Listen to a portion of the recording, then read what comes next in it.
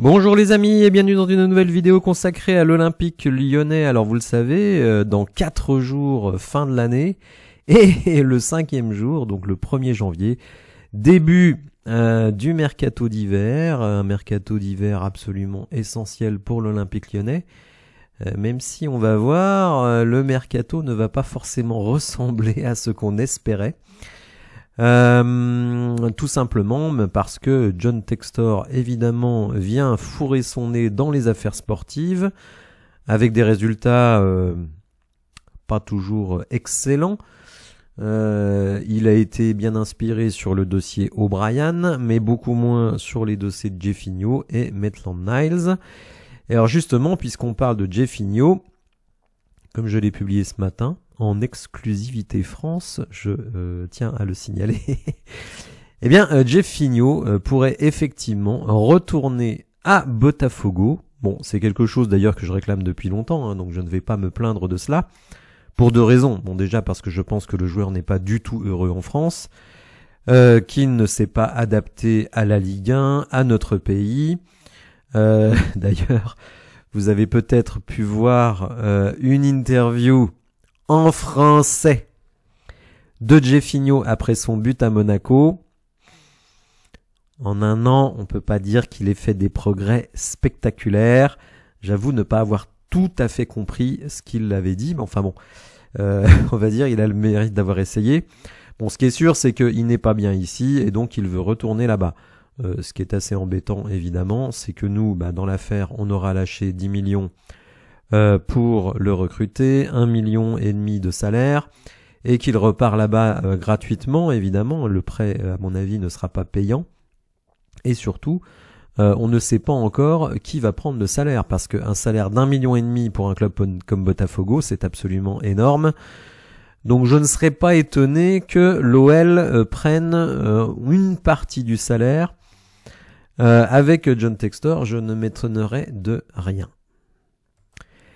Alors, le mercato, il y a quelques semaines, quand on me demandait dans les commentaires comment veux-tu qu'on recrute des joueurs, on était à ce moment-là dernier du championnat. Personne ne va vouloir venir à l'Olympique lyonnais, plus le BINS ambiant, absence de directeur sportif, absence de président, enfin bon bref. À peu près n'importe quoi, instabilité sur les coachs et résultats calamiteux. Bon, depuis, les choses ont évolué. John Textor a enfin compris qu'un club de foot, ça avait notamment sur une entreprise de plus de 600 salariés, ça devait avoir une certaine organisation. Donc désormais, nous avons un président, Monsieur Prudhomme. Nous avons un directeur sportif, David Friot. Nous avons alors un coach qui, à l'heure actuelle, n'est toujours pas confirmé, il faut quand même le dire. Et on va dire tout cela dessine une structure de club à peu près cohérente.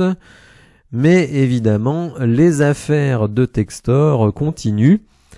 Et moi, je ne comprends pas qu'un David Friot, donc directeur sportif, puisse accepter qu'on lui mette dans les pattes Perry et Adrielson. Donc ça, vraiment, je suis très étonné de ça. Moi, si je suis directeur sportif et qu'on me dit je vais recruter ceci, je vais recruter cela, je lui dis écoutez, vous outrepassez vos attributions. Mes attributions, c'est de déterminer qui on recrute par rapport à une politique sportive. On va me dire oui, mais Textor c'est le N+1 de Friot, donc Friot obéit. Oui, non, mais ça, je suis d'accord. Mais un directeur sportif, il a le titre, il est directeur du sportif. Donc, s'il estime que l'OL n'a pas besoin de dépenser 20 millions sur un Adrielson, dont je vais vous parler dans quelques secondes, et d'un Lucas Perry qui va être gardien remplaçant, quand vous avez une enveloppe, on va dire, relativement importante, mais limitée de fait, puisque sur les 40 ou 50 millions que l'OL compte dépenser cet hiver, il y en a déjà 20 qui vont aller sur ces 2 joueurs-là, qui à aucun moment n'ont été voulus par le directeur sportif. Donc déjà, certes, on met en place une organisation, mais cette organisation, elle est déjà viciée à la base. Mais bon, il faudra de toute façon faire avec. Je pense que Textor, il en a absolument rien à faire des convenances. Il fait son business comme ça l'arrange. Donc dans cette vidéo, après cette introduction absolument interminable, et je m'en excuse, Donc je vais vous dire, selon moi, les différents profils de joueurs que l'Olympique Lyonnais peut recruter cet hiver pour améliorer son effectif. Et vous allez voir, il y a beaucoup de profils différents. Et je vais donner des noms, alors des noms qui circulent déjà ou des noms que moi j'ai en tête par rapport au profil que l'on recherche. Alors, premier type de joueurs que l'on recherche, évidemment, ce sont les Sud-Américains, puisque les Sud-Américains ont fini leur championnat. Ils finissent le championnat annuellement, donc au mois de décembre. Et donc eux, ils sont en fin de saison et ils attendent de commencer la saison prochaine. Alors, on le sait, Perry, Adrielson vont arriver. Malheureusement, Adrielson prend une place de communautaire, d'extra-communautaire. De ce point de vue-là, il va remplacer Jeffinho. Là encore, je trouve dommage de, on va dire, se priver d'une place extra-communautaire pour un joueur dont on ne connaît pas grand-chose. Je précise que Lucas Perry, le gardien de Botafogo, lui a un passeport italien aussi. Donc lui, contrat comme communautaire. Donc on va regarder un rapport de scouting qui est sorti sur le site de Data Scout, qui est un site de Twitter qui est habitué à analyser les datas et qui dit des choses intéressantes parce que contrairement à beaucoup de monde et notamment moi, lui a regardé ce compte, enfin les gens de ce compte ont regardé des matchs de Botafogo, ce qui je pense n'est pas le cas de beaucoup des abonnés de la chaîne. Donc on va lire plus exactement ce qu'il nous dit sur Adrielson. Donc Datascout nous dit Adrielson, ça vaut quoi? Plusieurs médias rapportent que Lucas Perry et Adrielson rejoindront l'Olympique Lyonnais pour 20 millions cet hiver. La transaction étant interne au groupe Eagle, on peut légitimement se questionner sur la somme évoquée. Il est certain que 20 millions, ça paraît beaucoup, sachant que Perry sur Transfer Market est évalué à peu près à 8-9 millions et qu'Adrielson c'est 4-5 millions maxi. Donc on est loin des 20 millions, on est plutôt à 13-14. On va me dire, bon, 13, 14 ou 20, c'est à peu près pareil. Alors oui et non. Si on n'avait pas d'encadrement de masse salariale et d'indemnité de transfert, on serait moins regardant, mais là pour le coup, c'est le cas. Adrielson est un défenseur central dur sur l'homme, qui est mêlé au duel et faire vivre un enfer aux offensifs adverses. Alors je précise aussi que c'est toujours un petit peu délicat de projeter les performances d'un joueur dans un championnat comme le championnat brésilien. Faut savoir que le meilleur joueur du championnat brésilien, c'était Luis Suarez, le mordeur, 36 ans, qui va jouer avec Messi la saison prochaine à Miami. Et un des meilleurs joueurs, un des top 5 joueurs du championnat brésilien, c'est Hulk, qui on pensait aller prendre sa retraite après sa carrière en Chine et qui est retourné au Brésil en étant un des meilleurs joueurs. Donc il faut voir que Adrielson a affaire à ce type de joueur. Alors il y a aussi des jeunes pépites, faut pas non plus caricaturer, mais le niveau du championnat brésilien est relativement faible, tout simplement en constatant que les meilleurs joueurs de ce championnat brésilien, hormis quelques pépites, sont vraiment des vétérans, des vieux de la vieille qui ne peuvent même plus jouer en Chine ou aux Émirats arabes ou en Arabie Saoudite. Donc vous voyez, c'est pas du top niveau non plus. Alors, on nous dit donc c'est un défenseur central dur sur l'homme. Mais ce n'est pas qu'un guerrier, c'est aussi un joueur qui intercepte beaucoup de ballons, preuve d'une qualité de lecture du jeu et d'anticipation. La data ne le précise pas, mais après de multiples visionnages de Botafogo cette saison, nous trouvons qu'Adrielson n'est pas très rapide et peu agile. Il est en difficulté quand il défend loin de son but ou que le buteur est vif. Là déjà, bémol. Sachant que le mec a 25 ans. Donc a priori, en termes de vitesse et d'agilité, il va pas foncièrement s'améliorer. Défaut principal, ce n'est clairement pas un défenseur relanceur. Poste pourtant apprécié indispensable dans le football moderne, il ne sera pas celui qui cassera la ligne par la passe. Donc en gros, on nous dit, bon d'accord, il aime bien le contact, c'est un guerrier, il fait des interceptions, mais en même temps, il est super lent, il est pas agile, et il sait pas relancer le ballon. Donc bon, moi je veux bien qu'on nous dise que ce gars-là va améliorer l'effectif, mais j'ai l'impression qu'on me parle de Diomandé, donc je vois pas trop le progrès.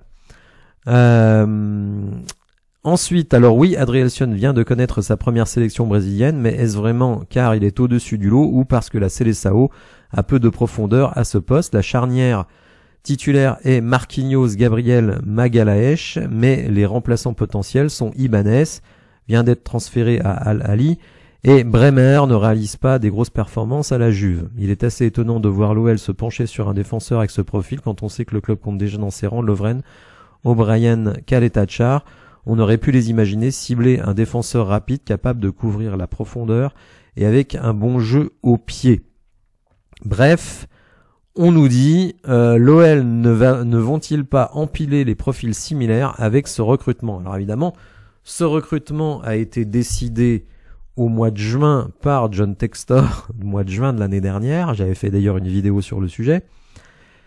Et évidemment, ça n'obéit absolument à aucune logique sportive. La sportive, c'est d'utiliser le Crédit Lyonnais, c'est-à-dire l'Olympique Lyonnais, pour ramener des liquidités à Botafogo. Ne cherchez pas d'objectifs sportifs là-dedans, il n'y en a pas. Donc deuxième recrue qui correspond à ce profil des Sud-Américains qui viennent de terminer leur championnat, donc Perry, Lucas Perry, donc qui lui a l'avantage d'avoir un passeport italien, donc il évoluera comme communautaire, donc ne prendra pas de place d'extra-communautaire, mais Hugo Guimé nous le dit, il vient et pendant 6 mois, il sera sur le banc. Je trouve quand même que ça fait un peu cher, 15 millions pour un type qui va être titulaire et dont on ne sait pas qui va être pour un type qui va être remplaçant et dont on ne sait pas s'il a le niveau pour être titulaire. Certains vont me dire oui mais bon il est quand même en équipe du Brésil. Alors je dis toujours les gardiens faut se méfier. Souvent le troisième gardien c'est un type qui ne jouera jamais. Regardez Areola en équipe de France. Pas me dire qu'Areola c'est un grand gardien, mais seulement il vient, il est gentil, il fait chier personne, et il sait qu'il ne jouera jamais. Donc attention, un gardien international, c'est pas forcément gage d'une grande qualité, même si Perry donc a fait une bonne première partie de saison dans, je dirais, le prolongement des résultats de Botafogo, mais sa deuxième partie de saison n'a pas été bonne, et je peux même vous dire qu'il s'est fait siffler au stade. Donc attention, si on pense qu'on récupère un crack avec Lucas Perry, je reste très mesuré. Il faut savoir qu'avant d'exploser cette année à l'âge de 25 ans, le gars était ce qu'on appelle un journeyman, d'ailleurs comme Adrielson, c'est-à-dire un gars qui allait de club en club, de prêt en prêt. Et je me méfie toujours de ces joueurs qui, soi-disant, explosent à 25 ans. Ça me paraît un petit peu bizarre, mais bon, vous le savez, de toute façon, ce transfert... c'est du business de Textor, ça, là aussi ça n'obéit à aucune logique sportive. Il faut savoir que quand Textor au mois de juin décide de faire venir Perry, Anthony Lopez sort quand même du très bonne saison puisque je crois que c'est le meilleur gardien noté par l'équipe. Alors on va me dire oui mais il anticipe, oui mais on a Patouillet qui a été prêté à Sochaux et qui a été élu meilleur gardien du mois de novembre je crois. Donc la relève elle était déjà là et en plus elle est gratuite puisque c'est un joueur qui a été formé au club. Donc vous le voyez, aucune logique sportive, c'est uniquement du business. Alors, deuxième type de joueurs qui peuvent être intéressés pour venir à l'Olympique Lyonnais, que ce soit sous forme de transfert définitif ou sous forme de prêt, eh bien, les joueurs qui espèrent se montrer avant la fin de la saison, puisque à la fin de cette saison, vous aurez 1 euro, évidemment, et aussi la Copa América. Donc, vous avez des joueurs sud-américains qui sont peut-être un petit peu en difficulté dans leur club, qui veulent se montrer, et des joueurs européens qui correspondent au même profil. Alors certains vont me dire l'anglais ce sera pas le cas puisqu'il a joué hier avec Aston Villa contre Manchester United. Le problème c'est que notre ami Clément Langlais, il a avalé la trompette hier et que je ne suis pas sûr qu'il rejoue beaucoup d'ici la fin de la saison car il n'a pas été franchement flamboyant. Le match d'ailleurs, lui, a été flamboyant, mais l'anglais ne l'a pas été du tout, et c'était seulement son deuxième match de la saison. Donc voilà, bon, son nom circule, je dis pas forcément que ça va se faire, mais là on parle de profil de joueur. Alors lui est quand même très très très très loin de l'équipe de France, je pense qu'il n'a vraiment que peu de chance, mais certains autres joueurs peuvent aussi se dire, il faut que je me montre. Je rappelle que certains joueurs qui sont arrivés en hiver, comme Bruno Guimaraes, donc qui correspond à la première catégorie, ceux qui jouent en Amérique du Sud, ou Memphis Depay, qui lui était,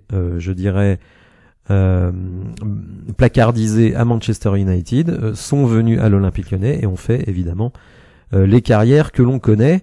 Donc c'est le deuxième type de profil des joueurs qui veulent se relancer et notamment, pas que, mais notamment pour participer à l'Euro ou à la Copa América.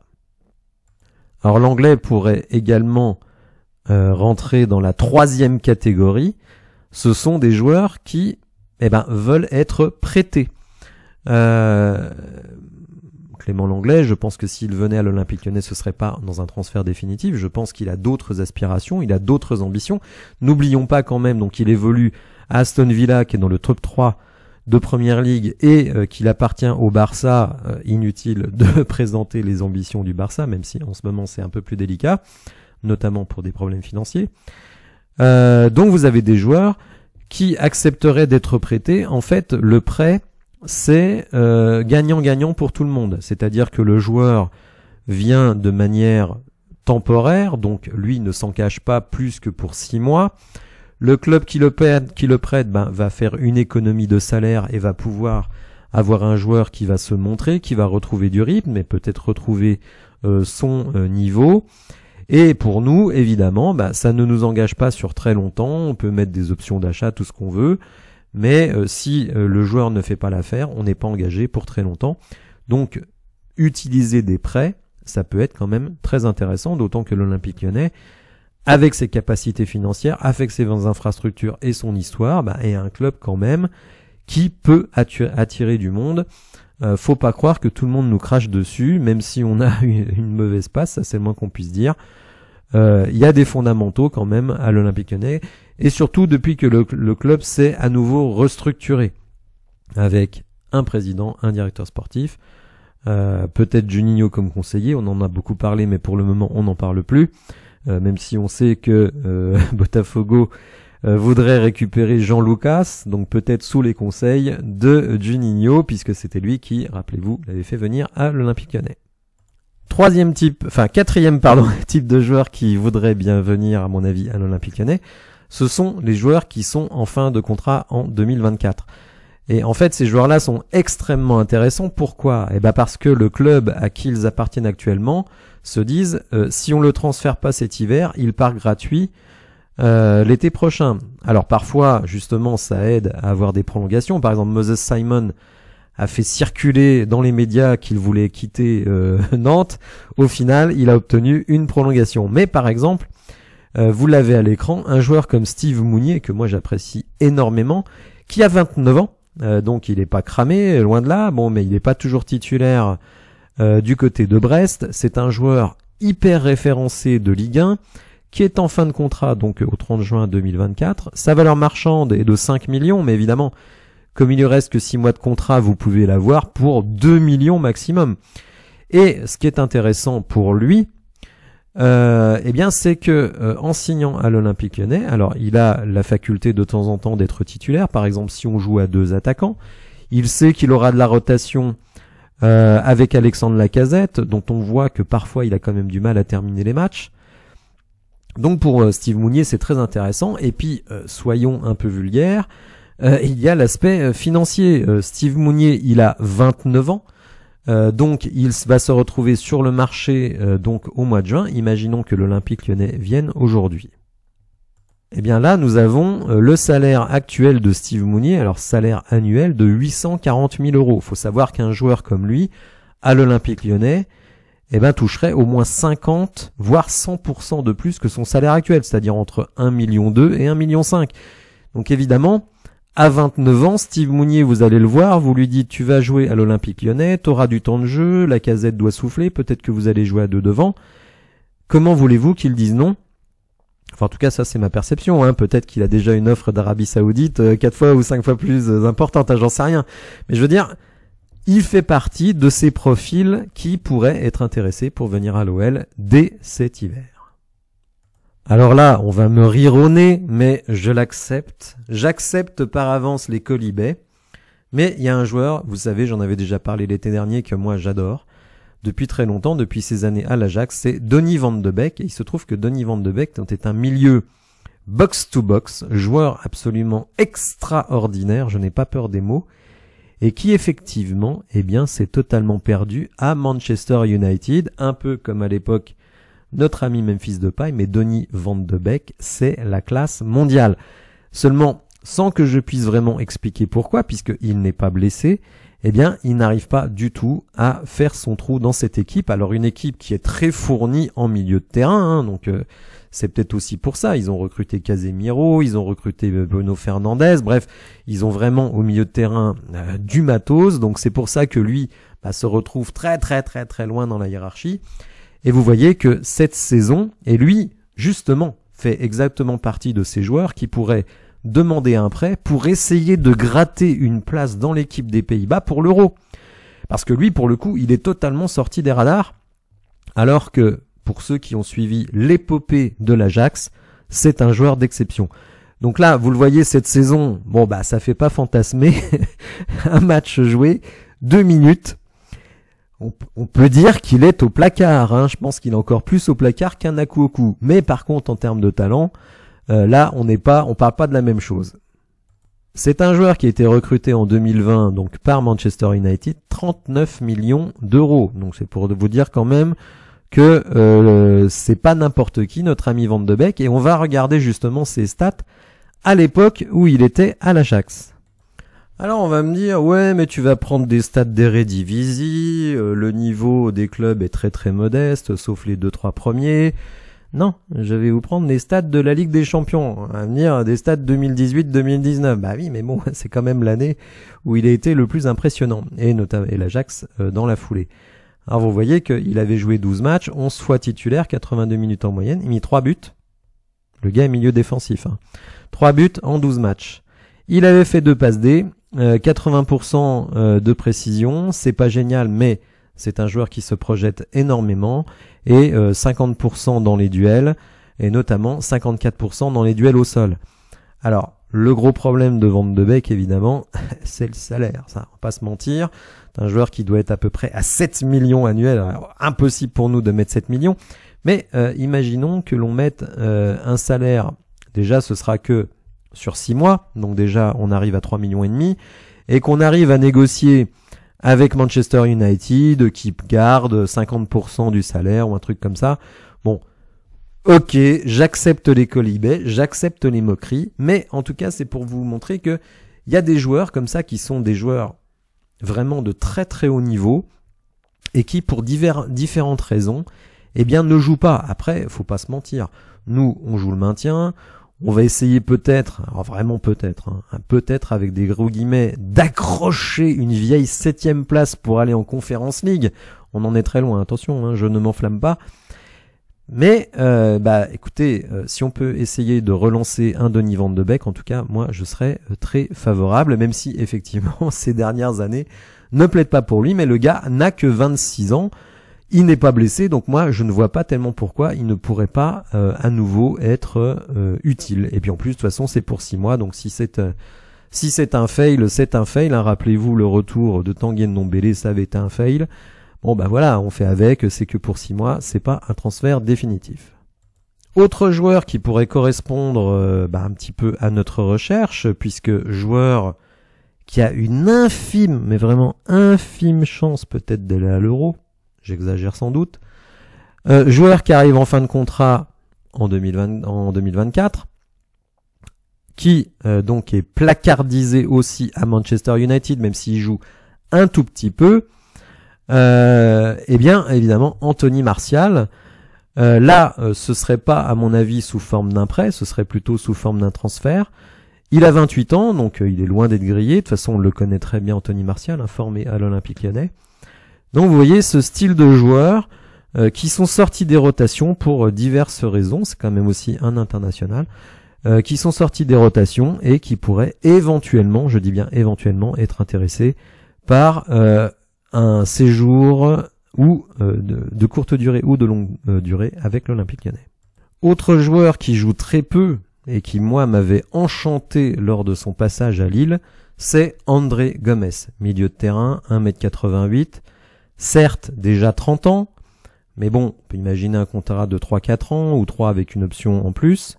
Je rappelle que Lacazette avait signé pour 3 ans. Donc André Gomes, Everton. Alors vous le savez, Everton a reçu une très grosse pénalisation, je crois, de 8 points dans le championnat anglais. Ils sont actuellement juste au-dessus de la zone de relégation. Lui ne joue pas. Il a joué qu'un seul match depuis le début de la saison. Et alors là, vous mettez ce gars-là au milieu de terrain, on parle plus de la même chose. Hein. Là, c'est vraiment la grande classe. Alors, je ne connais pas bien l'effectif d'Everton, donc je pourrais pas vraiment expliquer pourquoi il ne joue plus. Mais moi, j'ai trouvé ce joueur-là, lors de son passage à Lille, absolument exceptionnel. Et donc, fin de contrat l'année prochaine. 12 millions de valeur actuelle pour un joueur qui joue peu, c'est vous dire quand même qu'il y a de la qualité. Et je pense qu'on peut l'avoir pour beaucoup moins, soit en transfert, soit en prêt. Enfin, dernier profil, on va dire, mais tu nous casses les pieds avec ton Guido Rodriguez, en plus il est blessé. Mais figurez-vous que ce n'est pas moi qui en parle, puisque ce matin, Foot Mercato, nous informe que l'Olympique Lyonnais n'a absolument pas abandonné la piste Guido Rodriguez, malgré sa blessure. Alors c'est une blessure à la cheville, c'est pas comme si c'était le genou. Hein, le genou... c'est très embêtant. La cheville, à mon sens, alors après ça dépend de la gravité, je suis pas médecin, je vais pas me faire plus sachant que je ne suis sur le sujet. Mais sachez que l'Olympique Lyonnais n'abandonne pas la piste Guido Rodriguez, qui n'a toujours pas prolongé avec le Betis Séville. L'idéal évidemment ce serait de prendre Guido et de le renvoyer à Koku, puisque en fait à Koku, comme il a déjà joué 2 matchs avec le Betis, on ne peut pas le transférer ou le prêter avant la fin de la saison. Le seul club dans lequel il peut rejouer, c'est au Betis. Bon, je suis pas sûr qu'ils acceptent de le reprendre. Je pense qu'ils étaient déjà très heureux de nous le refourguer. En tout cas, sachez voilà que la piste Guido Rodriguez n'est pas totalement abandonnée. Alors peut-être pas pour cet hiver vu qu'il est blessé et nous on a besoin de joueurs qui jouent, mais peut-être pour l'été prochain. Et là en plus, je dirais, c'est double jackpot, si évidemment il est en condition physique, notamment suite à sa blessure, eh bien il sera gratuit. Et donc là évidemment, un Guido Rodriguez gratuit alors que sa valeur mercato est de 20 millions, là ce serait vraiment une super affaire. Mais je pense que le joueur pourrait être extrêmement sensible au fait que l'Olympique Lyonnais, eh bien malgré sa blessure, continue à croire en lui.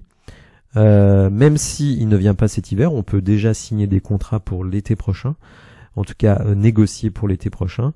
Donc sachez que la piste Guido Rodriguez n'est pas totalement abandonnée. Voilà, j'espère que vous avez apprécié la vidéo. Si vous avez évidemment un avis sur les pistes que j'ai proposées, si vous-même vous avez des joueurs à proposer, eh bien surtout n'hésitez pas. Je vous souhaite une bonne fin de journée et je vous dis à bientôt. Merci, au revoir.